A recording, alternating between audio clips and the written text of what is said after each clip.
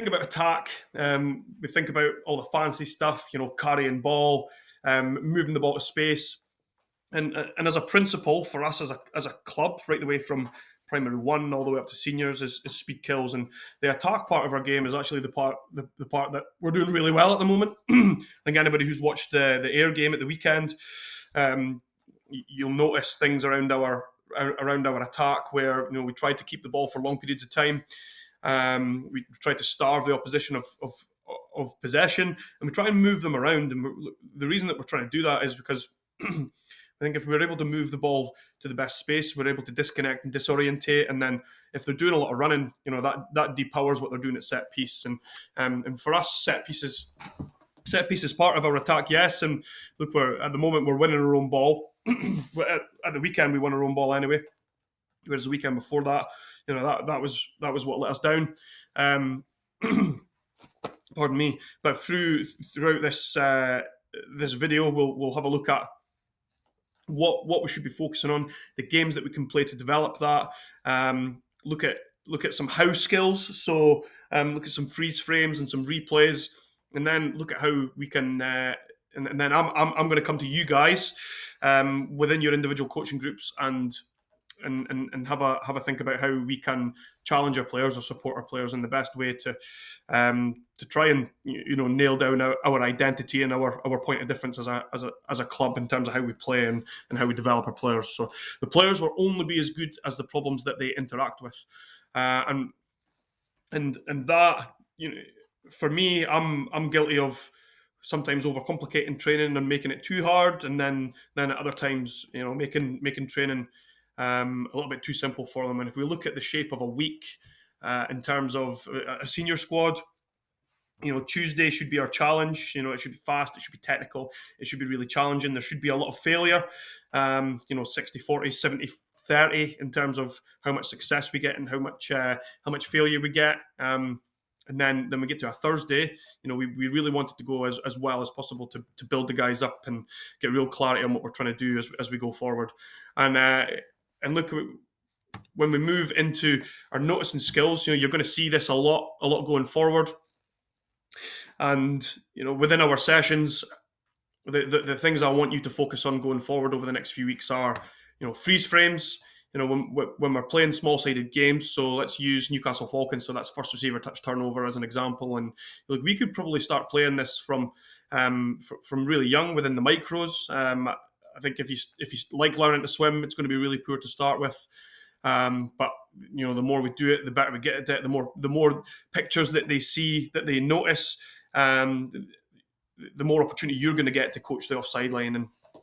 And for me, the freeze frame, the freeze skill within your coaching house skills is really important. So say we're playing Newcastle Falcons first receiver touch turnover, and we've went into the breakdown. And then we maybe notice something around defensive alignment or attack alignment. Let's focus on attack alignment, Ian. Don't go off script. Attack alignment and go freeze. Okay, right. Defense, you've got to stay exactly where you are. Attack, I'm going to give you 5 seconds to realign into an area that is going to give you the best opportunity to firstly move the ball to space, and then secondly score a try. And then you give them that opportunity. And if we don't see what we want, we go replay. And if we get an opportunity to replay, we can then have an opportunity to even have a look at peer-to-peer. Right? Why didn't that work? Where's the space? Right? Defense, you've got to stand still for 3 seconds, and after 3 seconds, or stand still for 2 passes, and then after those 2 passes, you can then go. So how I'm going to support you going forward over the next wee while is how, where, and when you can use freeze frames and replays within your coaching sessions that supports both attack and defense. But over the next wee while, I do want you to focus on attack. So if we're looking at our small-sided games, our identity games, so these are our core skill games, and these are here to develop good habits in training and promote those habits when the players are in matches. So like these aren't going to change straight the way through. Number one, the ball carrier must take the ball moving forward, and that just links into our first principle of play: go forward. Ball carrier must look to avoid contact while still going forward. that it leads into support and continuity, but we're still at go forward. We're trying to use footwork pre-contact to get between defenders to win the space in behind. When we win the space in behind, we then open up offload opportunities, lift off the ground opportunities, and opportunities to land on ball, then fight to fold our shoulders past our hips. And then support, we must win the race to space. So while ball carrier is trying to win the space in behind, we need to make sure that our support lines are suitable to receive our offloads, lift off the ground, or to clear the breakdown. If anyone was at the Melrose first team against the bigger game, and you look at the difference between our support lines in the first half to the second half, you'll notice that we're running a lot of offload lines that aren't supporting the ball and the space the ball might go to. They're sort of hopeful, and we're overrunning it, and because of that, we're missing clearouts, and we're either having to put more bodies into that breakdown, or we're getting turned over. And then just number 4, just a little, it's a little 1%er that really helps us going forward, just around our ball presentation. And games, small-sided games, are a real opportunity for us to develop ball presentation all the time. So we need to be really hard on it. So when we've been touched, when we've used our footwork and we've touched, land on the ball, and then fight to fold our shoulders way beyond our hips back towards where the ball came from. We just have a look at this video, and I just want you to have a think about what you notice. Nice, good work, that's why you have 35 on the squad, man. You want to get it up, I'm cool with that.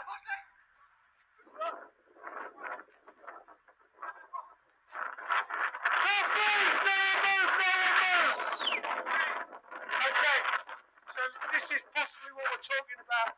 How long was the ball over here, roughly? How much time have they had to do some stuff? What are you thinking? 5 seconds, cool. You guys, so D, stay where you are. Richard Hill's been learning semaphore. You guys can have your 5 seconds again. So, out of interest, what have you been doing for the last 5 seconds? What have you been doing, Harry, for the last 5 seconds? Trying to watch in, I get it. You guys stay where you are. Your 5 seconds again. 4, 3, 2, this ball, play! Tell me on the ball, Phil. Nice kick.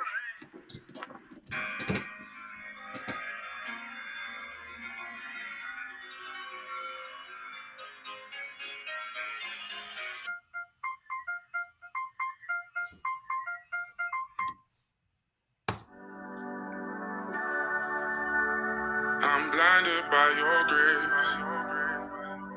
I'm blinded by your grace, by your grace.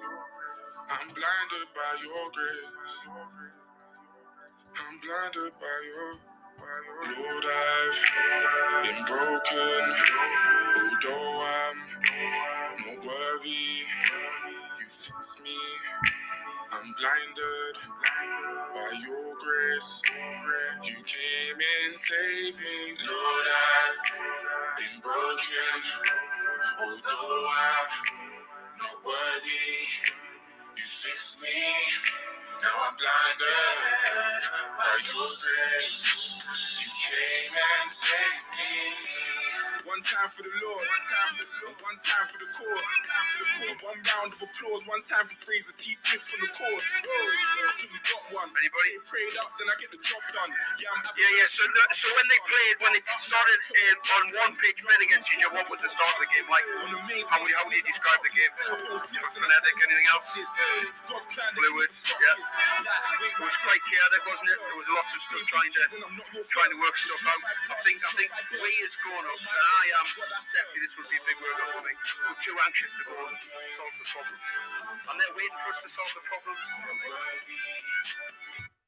Okay, so those 2 video there's the first one. I think what you guys would notice is within both of the videos, there's a lot of opportunity to explore, discover, and someone to take control of the game, and and maybe set a bit of direction, or just be a leader, put their hand up and go, right, give me the ball, I'm going to move it.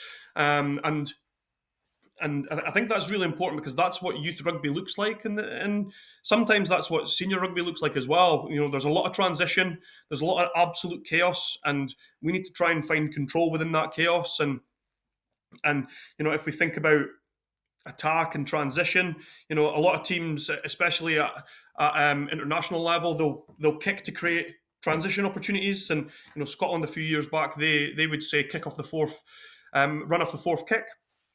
So, and you would hear it in the crowd, and you'd hear it, and I know I certainly did at the telly, going, oh, crying out loud, why are we kicking it? It's because everybody's pretty organised off the first quick kick. They're a little less organised off the second kick. They're a little less organised off the third kick, but they understand what they're trying to do off the fourth kick when the opposition kick that back the second time. So, kicking does create space in our attack, and if we're thinking about a 5v5 game of Newcastle Falcons where it's first receiver touch turnover, I think it's important to keep that condition in where you can, or even a two-touch game where on the first touch they can keep running, on the second touch to go down and they present the ball. It kind of makes the same sort of shape of the game, but it just gives players another opportunity to run. If there's loads of kick space, that means there's probably not an awful lot of run space.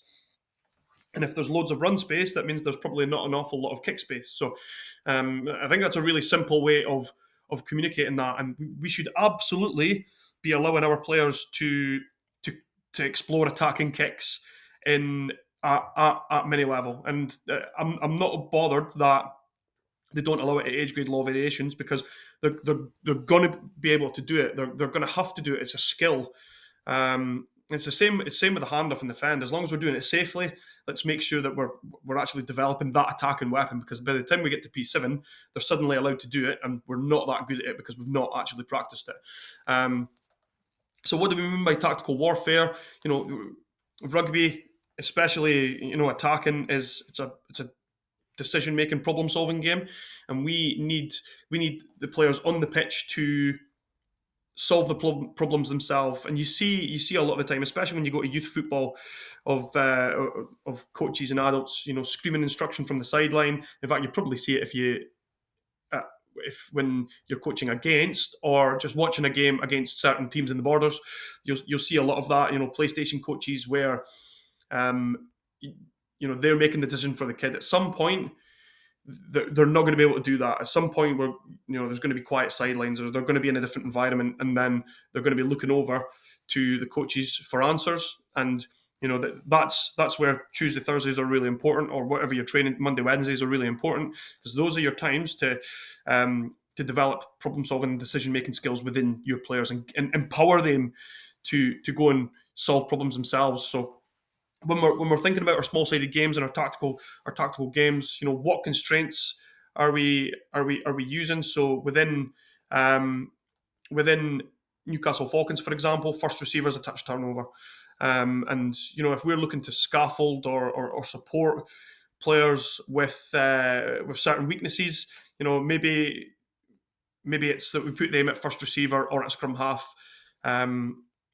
For 2-3 minutes, so that they're getting max touches of the ball. They're actually getting to develop that. And maybe I've spoken to the P4 group around how do we get them moving the ball more through first receiver, and that might just be as simple as, right, I'm pivot, cool, there's a reference point straight away, I'm first receiver, then we know, everybody else knows I've got to run off the second pass, and that could be a really good freeze. Okay, right, are you deep enough? Who's first receiver? Can we get ourselves a little bit deeper, a little bit wider? Because the defense's condition is that they're going to come and they're going to try and touch you to get the ball back. So that different conversation, yes. So can we get ourselves deeper? Can we have our fingers to ball? Can we reach early to catch the ball? Can we give that ball? And even if it's just standing still to start with, and I know that goes away from what we're saying, must catch the ball moving forward. But if we want to grow confidence in there, we need to start at maybe a level 1 of that, of like catching, and just give it to someone who's running hard, and then we build into catch, run, fix the defender, and give the ball there. And then the next level to that would be catch, run. We've got someone running short, and we've got someone playing deep, and we're going to get to our attacking triangles in the next wee while. So, what do we mean by tactical warfare? Are they thinking tactically?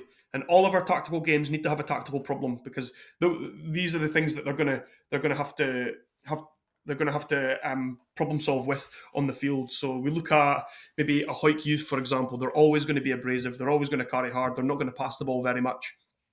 So what problem do we need to solve there as a defence? Then on the flip side of that, they're probably going to be really narrow. And at youth level, and we've seen that with our Wasps, we've seen that with our girls, we've seen that with our minis, because we pass the ball more than any other team, we're finding a lot more space than any other team. Because we're finding a lot more space than any other team, we're getting a lot more offload opportunities.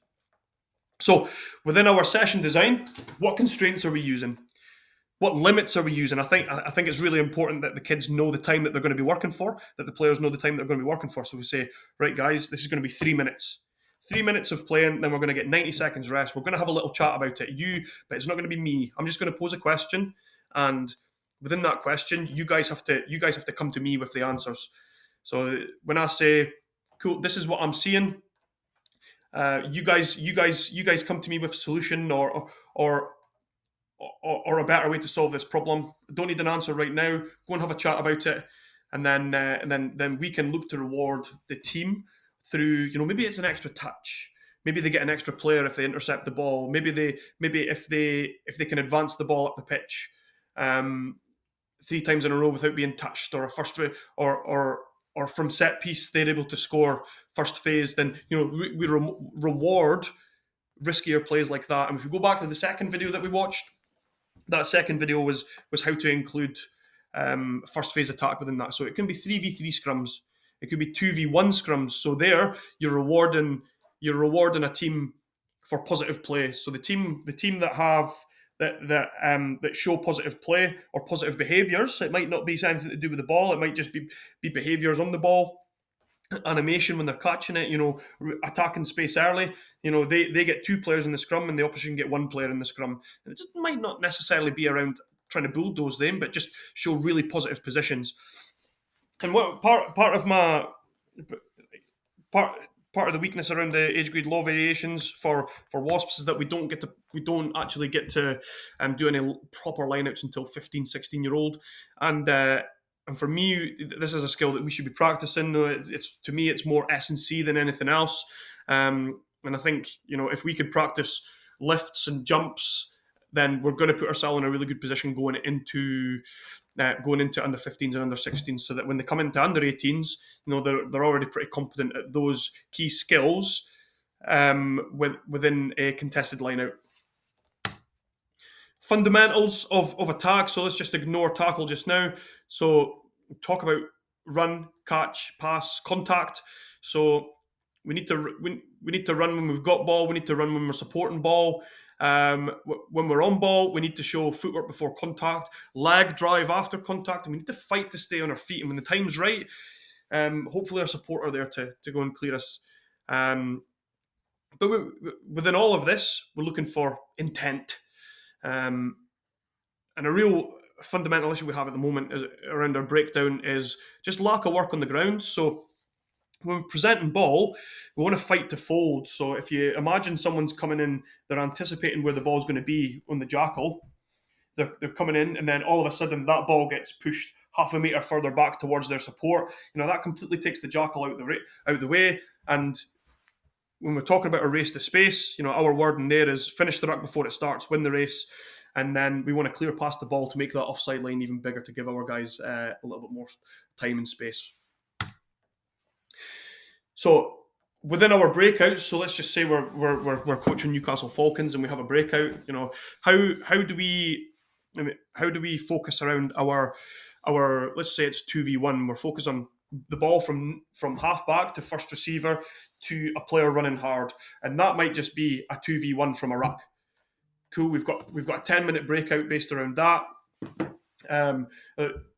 Our focus is on fingers to ball. We want to keep the ball off the chest, and then once we've caught the ball, we want to either be moving forward before we've caught it, or if the pass is a little bit behind us, make sure we catch, move forward, stick the defender, make sure they can't bounce off, and give the ball to the support player who's running hard into space. And it's as simple as that. And from there, we can then go back into Newcastle Falcons and then have a look at what we're doing around carry. Are we using footwork before contact? is there a little bit of leg drive if we are in a contact game, and are we fighting to stay on our feet? And then a part of every small sided game that has a breakdown opportunity, we can work on ball presentation. If we've got more than one coach, we can have a real focus on, cool, did you land on the ball? If you didn't land on the ball, it's a turnover. We go back to our core principles in attack. Pardon me. Did we land on the ball? No, we fell backwards. Cool. Well, when's maybe a time that we fall backwards in a tackle? When we've been melted, when we've been absolutely smashed. So for us, we want to get in really good habits of landing on the ball, because first of all, that stops a jackal getting on ball easily. If we land on our back, it makes it really easy for someone just to pinch the ball off us. And then are we fighting to fold for that second fold back to get the ball as far back to support as possible? And then if we're adding in pictures around what does a really strong body position look like over the breakdown, then for me, that's an opportunity to go uncontested rucks, but you must get there within 2-3 seconds, and you must show a really strong bear crawl position over the ball and past the ball, so that 9 can just move the ball away. And what we'll do is we'll make sure that we've got really clear content, first of all, on our YouTube page, but then also for me, able to get out and support you guys just around what Newcastle Falcons look like. And it's absolutely a game that I want to come out. So Sunday, where possible, I want to come out and actually show you guys how this can work within a 5v5, 6v6, 7v7 game. And then for the Wasps, I want to come out and actually have you guys try this at larger sided games, so from 8v8 to 10v10 to 12v12, so that we're getting a real clear understanding of what we're looking for within the shape of an attack. So now we start to think about what an organised attack looks like. So organised support. So if we've got a first receiver, we've then got a ruck who's coming on a hard line, and we've got a roll. And we talk about attacking triangles all the time within seniors, and every part of our attack is based upon an attacking triangle. And I'm going to show this video in a little bit more time. I'm going to show it now, actually. Forget. So everything we do is based on an attacking triangle. And where are we? Settings, volume. Everything's based on an attacking triangle, and this video will show you exactly what we're talking about. So we've got king, rock, roll. So this is organised support, where we're trying to tie in. We're trying to make defenders make a decision based on the picture that they see. So for me, I'd probably like Goose to move forward with the ball a wee bit more, but it's still successful because he does it well enough. If you look at his attack skills here, he's caught the ball early. He's caught the ball off his chest and his hands. He's scouted, so he's had a look. He's actually moved his head first to look at the target, and then he finishes his hands to the target there, and we're able just to walk in for a score. So here we look at our attacking triangle again. So what does ball carrier have here? How many options does he have? So first of all, he's got the rock option, the tip option. He's got the roll option out the back as part of this triangle. Bruce is really good at this sort of stuff. He just follows up on the inside and it holds defenders. He's got the inside. He's got a kick option, but he's also got a run option. So he's got 5 different options there.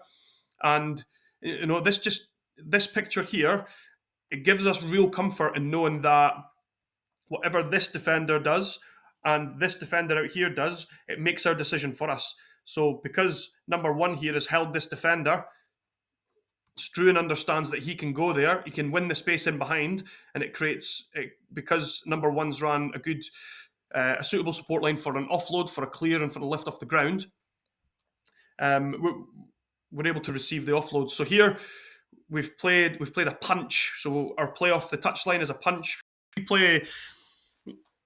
Everybody wants to defend off a touchline, and defences come off the line the hardest off the touchline because we've only got one way to play. So what we try and do is we try and pack numbers between the ruck and and first receiver. So you'll see here we've packed 6. 1, 2, 3, 4, 5, 6. This is the 6th player. If we count this guy, 7th, 8th player between the ruck and first receiver. But we still have this attacking triangle. And with a punch, what we do to add a bit of insurance, so this would be our 3. There'd be a 1, 3, 2, 2 as our attacking shape here. And this isn't applicable to the lower age groups, but if you just bear with me just now, what we do is we just bolt on an inside clear. So if Goose was to carry into this space here, he would be the first to clear, making sure we've got quick ball. This player would also clear. And but because we've got 10 connected, we're able to attack space. And if Struan had just squared up that player there, he'd probably not have made that tackle. So we're seeing a lot of our attacking shape and attacking triangles in here. And this video here shows one phase of play where we have lots of different attacking triangles that allow us to ID and attack the best space. Speed to set, nice and early. So here's our first one. King, rock, roll. And we overrun this one a little bit, but we've still got king, rock, roll. So if this player here was a little bit wider and attacking this space on a down line, I think we'd probably get a little bit more joy. But it's good to see that we have all these options as much as humanly possible.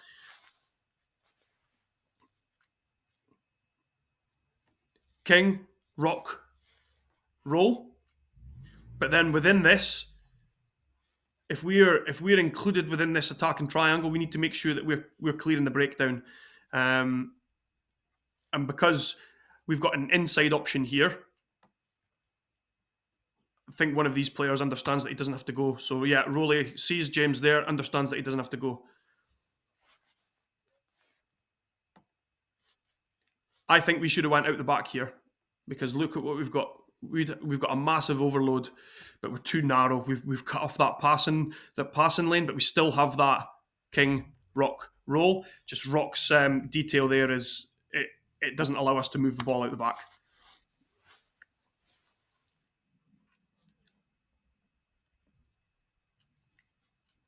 Then we move on to a bang. And a bang is our play off 10. So as a rule of thumb, we want to punch off the touchline. So we want to play off 9 in the 15s and off 10 between the 15s, just because we're attacking defenders with a little bit more space between them, and they're not going to be able to bring as much line speed in the middle of the pitch. So here we've got king, we've got rock, we've got roll, and what we do with our bang is we bolt on another attacker just on the outside of that. Here, the right option is to hit the wide man so that we can go through the middle there, but there's no panic if we don't, because we've still got an option to move the ball to space out the back here. And you see, we're probing all the time. We're always trying to move teams around. We're trying to make them make tackles, and we're trying to make them run so that we can create fatigue, so that we depower the rest of their game. It's just a beautiful kick and a good bit of play.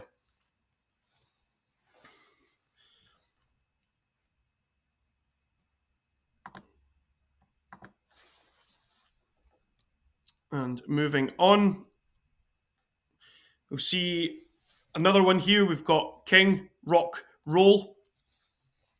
This player's flew. So what Rowley's done really well here is that when defenses fly at you, we can almost use their line speed to our advantage and just hold our feet, because they've got to come at us anyway. So get out the back there. We've got another one here. Our running detail's not great, but Struan makes a great ball there. And just having layers, so numbers on top of numbers, bodies in front of bodies, it just puts doubt in defenders' minds around, and it makes them make a decision. So here, this is our bang again. We've got king, rock, roll. And again, because we've got numbers in front of bodies, and look at that dummy catch. I think that's so important here. That dummy catch, this player is worried about going out the back, maybe because for a lot of it, we go out the back a lot. And because of that, Struan's made a really good call. But look, it's all joined up. if Rowley wasn't there, this player probably steps in. If he doesn't do that, then we're probably not looking at a line break there.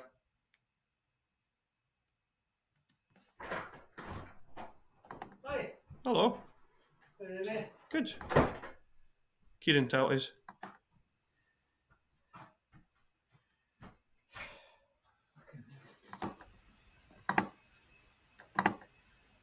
And I will just go back to that one. So if you... And this is another punch. So we've still got our attacking triangle there.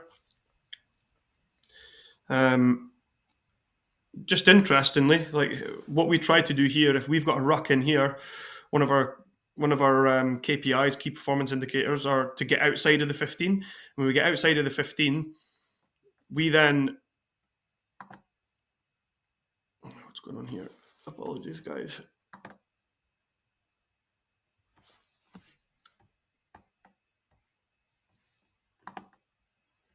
Go back into that. Apologies.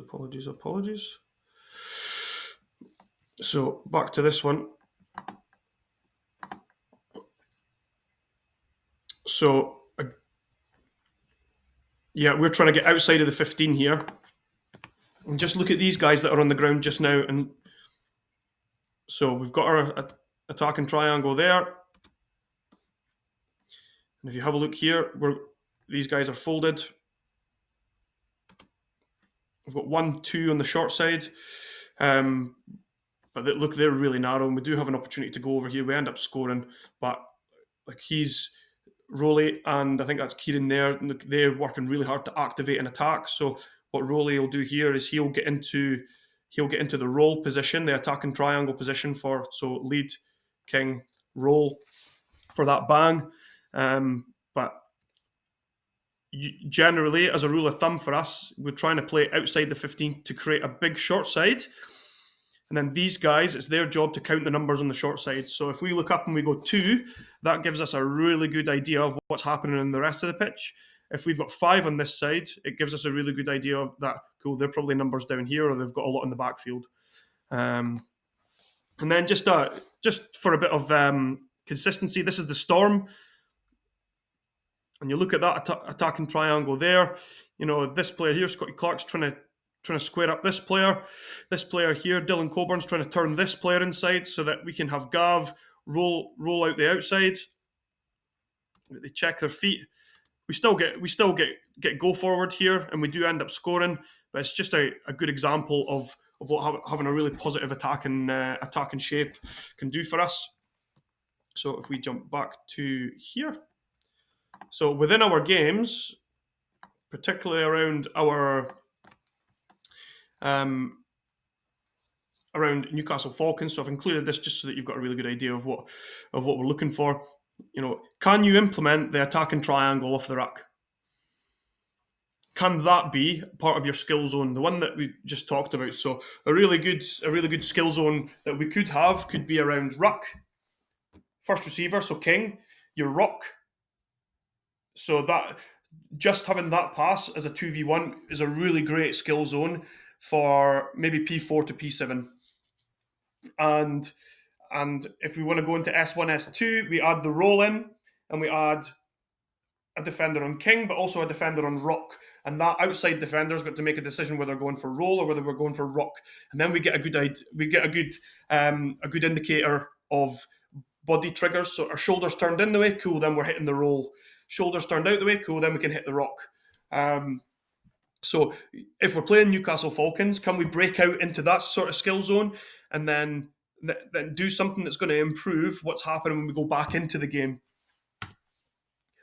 I've just included this as an example of all the different games that we can play. And look, I'll be honest with you, I just make these up and just put a name to them. There's nothing wrong with you guys making them up and putting a name to them, but it is a good marker for understanding our game intelligence. And game intelligence is every side of the ball, so both attack, defense, and set piece. So we'll go back to Barbarians. Everybody should be able to play Barbarians from, I think P1 it's a stretch, P2. I would like you guys to start working at that. but all the way up, we should be able to play Barbarians in the different levels to that. And I can link you back to the first video that we done around different levels. So the first one might be, 2 touchdown present. It might be 2 touch turnover. It might be 2 touch pass. But there's loads of different ways that we can make things easier for them, but also make things harder for them as well. So, age and stage aims.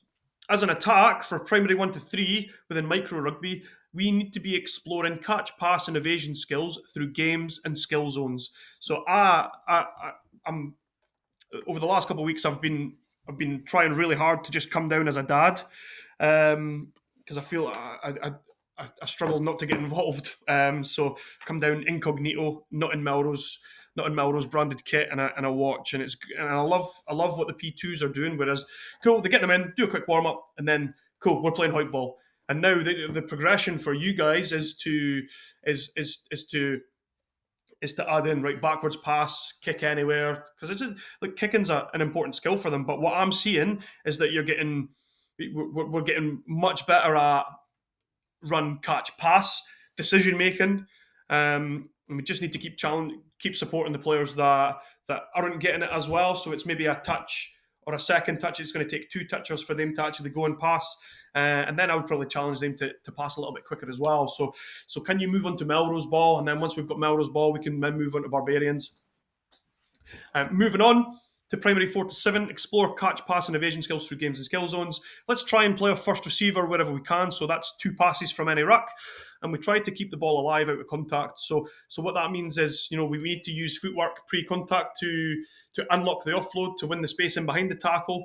And then if we can sight the target, scout the target, and get our hands free, let's try and keep the ball alive, push passes where we can. Always encourage exploring attacking kicks for teammates. So if we've got 4 pitches, let's say we've got 20 players, we set up 2 pitches, we're playing 5v5, 5v5, and maybe there's 5 players in the defensive line defending. Then we say, right, I want you to grubber kick the ball through, but it must be regathered before the try line. But we don't give them the solution. I'm bad for that as well. I give them the solution, and from there, how would you defend that? Cool. Well, they now have to put a player in the backfield to cover the kick. Cool. So what do we have more of now? Well, we've got more attackers than defenders in the front line. So great. So now because we've used a kick, they've had to put someone back in the backfield to cover the kick space. So because there's one less player defending the run space, we have more run space, but less kick space. So can we solve that problem? Can we move the ball to the best space because of that?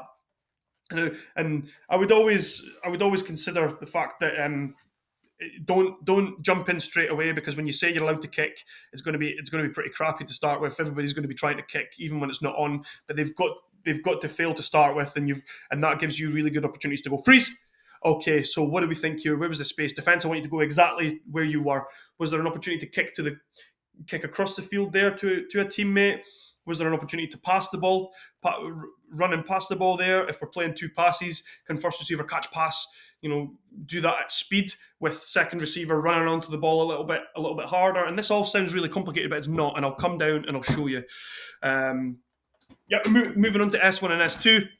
We want to play off first receiver as much as possible. So that's 2 passes.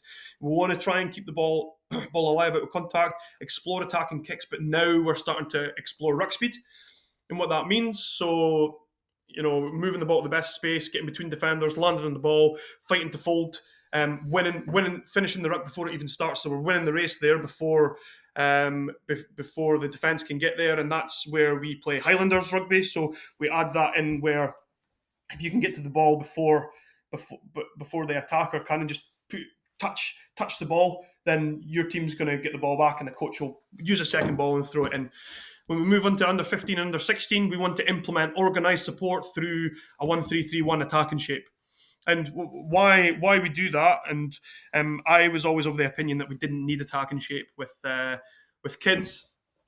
But our problem there is when we send kids away to PDH and send kids away to pathways under 16s, and this is my experience in the Highlands, not here, under 16s, the feedback that we get them coming back is that they're lost in shape. They don't understand shape. So we need to give them the skills to succeed at regional level so that they can kick on into national level, and then we can get more Melrose jerseys on. We can get more Scotland jerseys on the wall for players who have come through our youth setup and have represented Scotland at age grade level, and that is my goal. That is the overarching goal. Is I want more I want more Scotland jerseys on the wall of people who have come through the system, not through people who have come to the club because they've seen it as a stepping stone, but our kids doing well. And yes, they might move away to different programs in Loretto, Merchiston, whatever, but we need to see that as success and a real compliment for us. So at under 15 and 16 level, we need to start thinking about organised support. We need to think about